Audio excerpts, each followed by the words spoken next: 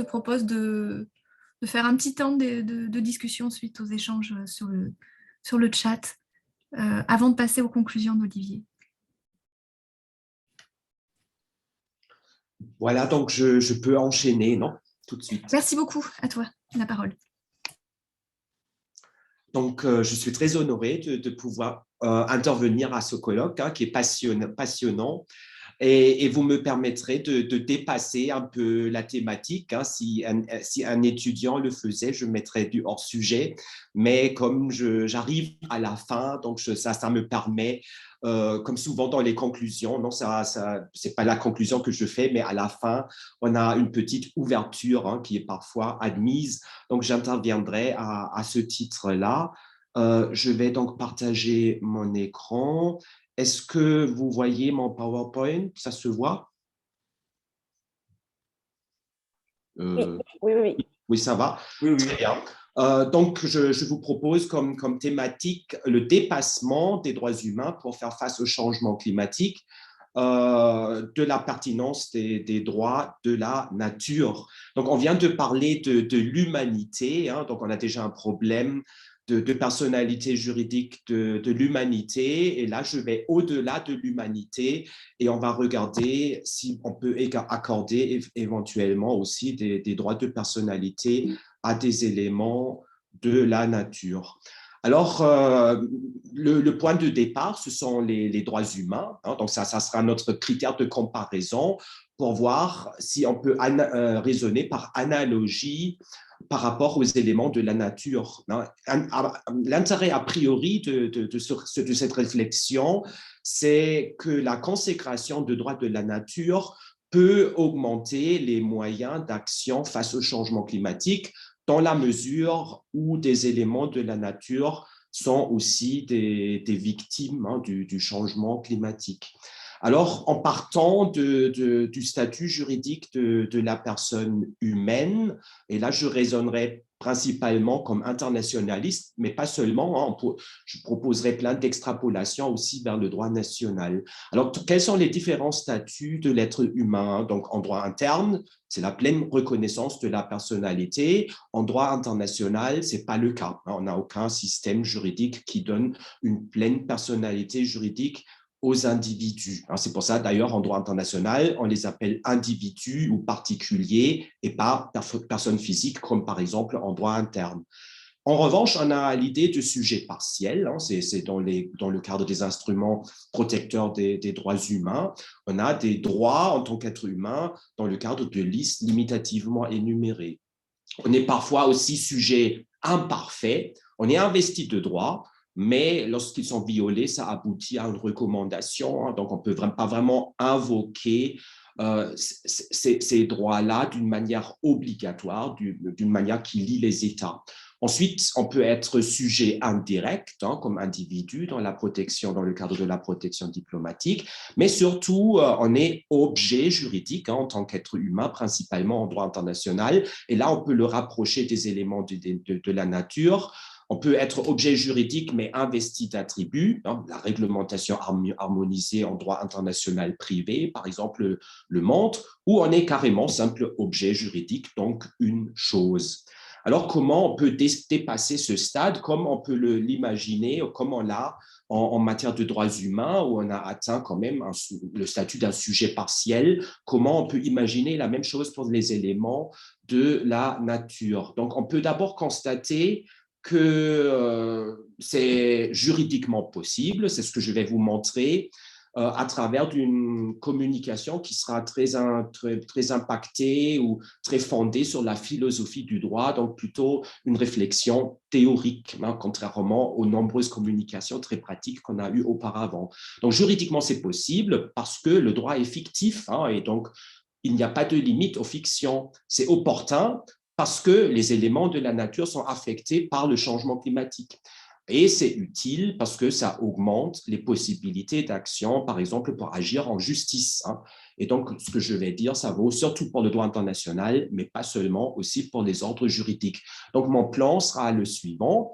Pourquoi? Donc, l'idée, c'est de donner la personnalité juridique à des éléments de la nature Lorsque j'ai soutenu ma thèse en 2000, je l'avais proposé pour des fleuves, je pensais que c'était un rêve.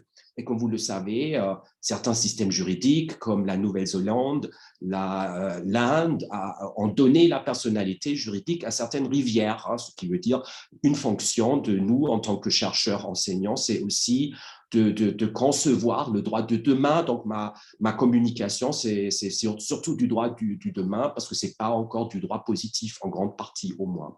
Donc, première question, pourquoi dépasser? Donc, on va voir quelles sont les prémices théoriques des droits de la nature face au changement climatique. Donc là, ça sera beaucoup de philosophie du droit. Et ensuite, comment dépasser, donc comment on peut le réaliser à travers les techniques juridiques. Donc, première partie, donc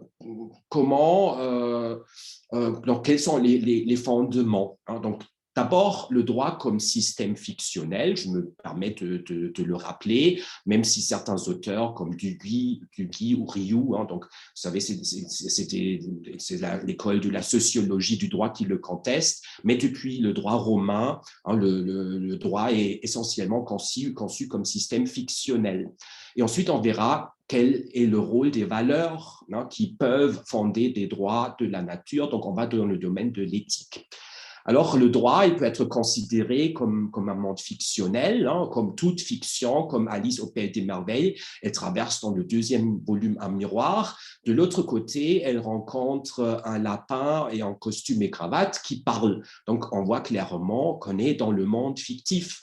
Nous, on traverse le miroir vers le monde juridique, le monde fictif du monde juridique, et on rencontre malheureusement pas, ça serait plus sympathique, des lapins en costume et cravate qui parlent, mais des États, des collectivités territoriales, des organisations internationales, des établissements publics, des sociétés anonymes, donc des personnes fictives aussi. Donc, on communique avec ces personnes dans notre monde fictif du droit. Ce qui veut dire le droit, il dispose de la possibilité de transformer des êtres humains en choses juridiques. Ça a été le cas avec les esclaves. Donc, un esclave, c'était un être humain dans la réalité. Dans le monde juridique, c'était une chose. Mais vice-versa, on peut aussi transformer des éléments de la nature en personnes juridiques. Toutes les personnes morales sont des personnes fictives, ce qui veut dire que le droit, il est libre de donner la personnalité juridique à des éléments quelconques, à une communauté d'actionnaires qui devient une société anonyme, à une personne morale, donc un territoire composé de personnes qui deviennent collectivité territoriale, etc. Pourquoi ne pas l'appliquer aussi à des éléments de la nature? Donc, il n'y a aucun obstacle en termes de raisonnement juridique. Après, la faisabilité, la volonté politique, c'est autre chose. Donc, il y a des fictions. Les seules personnes qui coïncident entre le monde réel et le monde juridique, au moins national, ce sont les personnes physiques. Vous savez, physis en latin, en grec, ça signifie en latin nature. Et donc, d'autres langues, comme l'anglais ou l'allemand, utilisent pour le terme personne physique, personne naturelle. Donc, nous, on est considéré comme une personne par sa nature même, au moins en droit national. Donc, on n'est pas fictif si dans la réalité, et là, on est conservé dans le monde juridique, sauf en droit international. Non, on est principalement réduit à quelque chose de moins qu'une personne à part entière. En revanche, toutes les personnes morales, c'était dans d'autres langues, on les appelle personnes juridiques, c'est forcément des personnes fictives. Lorsqu'il y a une fiction, il faut une représentation pour exprimer la volonté. Donc, chaque personne morale, et parfois aussi les personnes physiques qui sont considérées par le système juridique incapables, parce que mineurs ou pour d'autres motifs, ont besoin d'une représentation. Donc, on verra par la suite. Donc, si on donne la personnalité juridique à des éléments de la nature, il faut les représenter.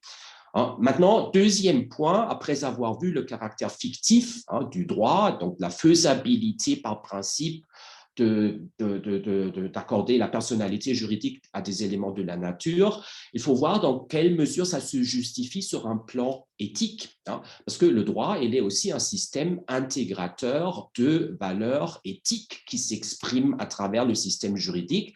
Et là, j'ai fait un schéma de valeurs fortement inspiré par différents philosophes, notamment les philosophes qui ont réfléchi dans le domaine de l'éthique environnementale. Vous voyez deux grandes catégories, hein, le sujet qui attribue la valeur et une valeur objective. Alors, vous avez ici la valeur économique, la valeur intrinsèque, la valeur inhérente. Alors, ici, dans ce domaine où le sujet qui attribue la valeur, on pourrait dire, oui, tel élément, par exemple, de la nature, tel élément a telle valeur économique. Hein. Par exemple, un service écosystémique, on peut l'apprécier en termes de valeur économique. Si je regarde, si je m'intéresse moi à la portée économique et je regarde d'autres valeurs, je parle de la valeur intrinsèque. Hein. Un philosophe états-unien, Ralston, 3, non, parce que c'est le troisième, propose 3 domaines. On attribue donc une valeur à l'être humain, aux autres êtres vivants et aux éléments non vivants. Ce qui veut dire, vous voyez, l'être humain, il peut avoir une valeur au même titre que d'autres êtres vivants, mais elle est attribuée. Maintenant, on va dans le domaine de la valeur objective. Là, il n'y a personne qui attribue une valeur. C'est-à-dire, cette valeur, elle est un attribut inhérent à l'existence. C'est-à-dire, on est être humain. Donc, le simple fait qu'on est être humain, on a une valeur sans que quelqu'un qui décide de l'extérieur qu'on a une valeur. Et ça, on peut transposer à l'animal, à la plante, à l'écosystème, à des éléments abiotiques. Et pour distinguer les deux, hein, Tom Regan, qui est un éthicien de la nature, il propose donc le terme de valeur inhérente. Hein, donc, vous voyez, dans le langage normal, valeur intrinsèque, valeur inhérente, on ne distingue pas tellement. Donc là, on propose une signification plus précise de ces termes-là. Et ici, on peut parfaitement justifier d'accorder la personnalité juridique, on l'accorde à l'humain. Donc, nous, on n'est pas en mesure de nier, hein, d'un point de vue objectif, la subjectivité à l'animal, à la plante, voire à d'autres éléments de la nature, hein, parce que je sors d'une approche anthropocentrique qui attribue des valeurs. Alors, dans cette pensée-là, on n'est pas supérieur à la nature, hein, on n'est pas de la couronne de la création, mais on a la même valeur que d'autres éléments vivants et non vivants sur notre planète. Hein. D'ailleurs, entre parenthèses, l'espèce la plus nuisible pour notre planète, c'est probablement l'espèce humaine. Donc, comment j'intègre ces valeurs, hein? Donc, je peux considérer dans une approche juste naturaliste, oui, mais l'éthique, c'est une source du droit. Je peux l'intégrer à travers la doctrine des valeurs. Ça c'est l'école sociologique, je peux dire c'est une nécessité sociale. Hein. Le côté social élargi ici aux éléments de la nature. Et je peux considérer, oui, mais c'est le volontarisme étatique, hein, donc je l'intègre, je consacre la personnalité juridique et des valeurs, des éléments de la nature à travers un texte qui exprime la volonté étatique, une loi, un traité international. Deuxième partie, comment on peut le réaliser maintenant, hein, après cette assise théorique. Donc, on peut voir comment on accorde la personnalité juridique et les types de personnalité juridique qui en résultent. Et comme on avait vu, les éléments de la nature nécessitent nécessairement une représentation juridique, ce qu'on verra dans un second point. Donc d'abord, les types de personnalité juridique. Nous connaissons la personnalité morale, nous connaissons la personnalité physique, pour l'instant réservée aux êtres humains, et je vous proposerai une solution juridique sui generis très fortement inspirée de certains penseurs philosophes. Donc d'abord, la personnalité morale. La personnalité morale est normalement en droit accordé à des communautés de choses ou d'éléments, communautés de choses ou communautés humaines aussi. Communauté de choses, c'est une communauté de droit au capital, par exemple des actions, ça devient une société anonyme, une communauté de personnes sur un territoire, ça peut être une collectivité territoriale. En droit international, on a les organisations internationales, c'est une communauté de personnes, donc de personnes étatiques. Donc, dès lege ferenda, il est tout à fait possible de consacrer la personnalité morale pour une communauté d'animaux, communauté de plantes ou d'écosystèmes. C'est-à-dire, il suffirait d'exprimer, par exemple, à travers une loi ou un traité, l'intérêt juridiquement reconnu, comme pour une société anonyme, où la loi qui l'a créée reconnaît son intérêt économique, le droit de faire du bénéfice, et lorsqu'il y a atteinte à ce bénéfice, tester en justice, c'est-à-dire il faudra définir concrètement les intérêts qui sont légalement reconnus par cette personne-là, comme on l'a fait par exemple pour une société anonyme, donc où l'intérêt économique de faire du bénéfice, de tirer du bénéfice d'un certain capital est légalement reconnu. Donc, pourquoi ne pas le faire pour des éléments de la nature? Ça pourrait créer un certain équilibre aussi pour rester en justice directement et pas par l'intermédiaire d'une association de défense de la nature ou un État, par exemple. Ensuite, on a la possibilité d'accorder la personnalité physique. La personnalité physique, je vous rappelle, ça veut dire la personnalité naturelle, induite par la nature. Pour l'instant, elle est limitée à l'être humain et d'ailleurs présent, parce qu'on a tous ce problème des générations futures. Voilà, donc là, c'est l'être humain présent. Alors, pourquoi pas ne pas donner la personnalité physique à un animal concret, à la plante concrète? Ça, en philosophie, c'est très controversé. Tom Regan, que j'ai déjà mentionné, propose, par exemple, de donner la personnalité à tous les mammifères de plus d'1 an. Vous voyez, c'est complètement arbitraire. Pourquoi pas les mammifères plus jeunes? Pourquoi le limiter aux mammifères? Donc, le contenu concret, il est extrêmement discutable et discuté et controversé. Mais le principe, il est là. Donc, il faudra décider, mais à quelle catégorie d'animal je donne la personnalité physique. Donc, ça sera une décision à prendre par la suite. Peter Singer, c'est un autre grand philosophe qui défend aussi l'idée de la personnalité des animaux. Et même Schopenhauer y pense déjà. On peut aussi penser aux plantes. Christopher Stone a évoqué cette idée. Et il y a tout le mouvement de la deep ecology aussi qui défend cette idée de donner la personnalité juridique, par exemple, à des arbres. De nouveau, un problème de définition, mais à quel type de plante on donne la personnalité physique. Maintenant, troisième possibilité, c'est le concept de patience, ou en anglais, Tom Regan a lancé cette idée de distinguer agent and patient.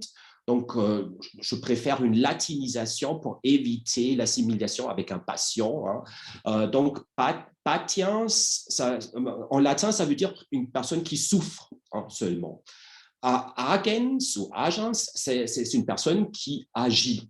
Alors, Tom Regan, il propose de donner seulement des droits à les animaux. Donc, lui, c'est limité aux mammifères de plus d'1 an. Mais peu importe, seulement donner des droits. Donc, on aurait une situation hybride. Ça serait donc une entité qui ne serait pas une chose, parce qu'elle a des droits. Une chose n'a pas de droits. Mais c'est différent d'une personne aussi, parce qu'une personne a toujours des droits et des obligations. La personnalité juridique implique toujours des droits et des obligations, et on a toujours des obligations, même souvent Par exemple, pour un nouveau-né, ça peut être des obligations futures. Hein. Donc là, on imaginerait une entité qui n'a que des droits, mais aucune obligation. Hein. Et ça, on pourrait appeler patience, hein, c'est-à-dire une catégorie juridique de ce type-là. Et ça serait particulièrement adapté. Par exemple, je ne sais pas, un animal, un fauve, n'a pas, lorsque un fauve attaque un être humain, il n'est pas responsable. Hein. En revanche, de l'autre côté, il profite de droits. Alors, quelle est la conséquence de ces droits? Hein, donc, ces droits doivent être exercés à travers d'organes représentatifs. Le fauve, le tigre, le loup, je ne sais pas quoi, il ne peut pas se représenter soi-même juridiquement. Donc, on a un problème de représentation. Et je propose de distinguer représentation d'une manière générale et le fait de pouvoir agir en justice, hein, standing, comme a dit Ehring tout à l'heure, comme on dit en anglais. Donc, qui représente de manière générale. Alors, on peut imaginer plusieurs catégories de représentants d'éléments de la nature. Ça peut être l'État. En droit international, ça serait la solution à laquelle on pense en premier. Certains systèmes internes, hein, qui donnent la personnalité juridique à la nature, comme en Équateur, donnent à l'État le rôle de représenter. Pour moi, c'est le plus mauvais représentant d'éléments de la nature. Pourquoi? Parce que l'État, il défend l'intérêt général. L'intérêt général implique une mise en balance d'intérêts, donc il faut trancher, hein, parfois en faveur des intérêts socio-économiques, d'autres fois en faveur des intérêts écologiques, donc c'est au cas par cas. Donc l'État, il est un mauvais représentant parce que parfois il devra sacrifier, hein, les droits de la nature. Donc moi, je veux un représentant qui vraiment défend seulement l'intérêt de l'élément représenté. Ça peut être une organisation internationale. Dans la communication précédente, on a parlé de l'autorité des fonds marins, hein, qui le fait pour la zone, donc pour les grands fonds marins. On peut, ça c'est la situation en droit français, on peut imaginer une association de défense de l'environnement avec cette idée particulière du droit français de l'intérêt collectif, mais il peut s'agir d'autres entités, voire une personne physique. Hein, donc ça, c'est la représentation générale. Ensuite, pour agir en justice, donc qui peut agir en justice? Et là, on revient vers la question de l'intérêt pour agir qui a été aussi évoquée dans la communication précédente. Donc, qui pourrait agir en justice? Le représentant général qu'on a vu dans la diapo précédente, mais on pourrait aussi imaginer une personne qui défend un intérêt spécifique. Pour l'instant, l'Association de défense française défend d'une manière indirecte, hein, des éléments de la nature qui n'ont pas la personnalité juridique, mais il peut s'agir aussi de tout le monde, tous les sujets originaires d'un monde juridique. En droit international, ça serait les États. En droit interne, ça serait les personnes physiques, ce qui revient à une actio popularis, donc une dilution de la notion d'intérêt, donc une appréciation très facile, hein, pour constater la présence d'un intérêt pour agir. Donc, on arriverait à l'action populaire. Voilà donc maintenant pour conclure, on peut dire la personnalisation d'éléments de la nature est compatible avec la logique d'un système juridique. Elle est opportune pour des motifs éthiques, hein, on l'a vu, et elle est utile parce qu'elle apporte une plus-value par rapport à la plupart des solutions existantes. Dernier slide. Ça élargit, donc si vous donnez la personnalité juridique à un élément de la nature, ça élargit le discours politique parce qu'il y aura des personnes opposées, des personnes pour, mais ça porte la discussion dans une enceinte politique beaucoup plus importante et ça serait plus limité à une discussion de spécialistes. Ensuite, ça élargit le discours pluraliste parce que c'est un peu lié à ce que je viens de dire, on va élargir la notion de démocratie. Hein. Le concept de démos sera élargi au-delà des personnes humaines, ce qui donne un droit à des éléments de la nature de participer au discours dans notre société. Et ça, donc, un discours de la société, notamment aussi le changement climatique. Et cela élargit les moyens d'action en justice, donc y compris contre l'inaction étatique en matière de lutte contre le changement climatique. Donc, le dommage qui est posé à certaines personnes humaines, on a vu dans les communications précédentes, souvent l'intérêt à agir est difficile à prouver. Moi, je dirais c'est beaucoup plus facile à prouver pour certains éléments de la nature, c'est-à-dire les éléments de la nature sont d'une manière beaucoup plus évidente victimes du changement climatique que certains êtres humains. Donc, bien sûr, je n'argumente pas contre la personnalité juridique des êtres humains. Les droits humains restent fondamentaux, mais je milite pour un élargissement de la base des entités qui disposent d'une pleine personnalité juridique. Donc, je vous remercie pour votre attention.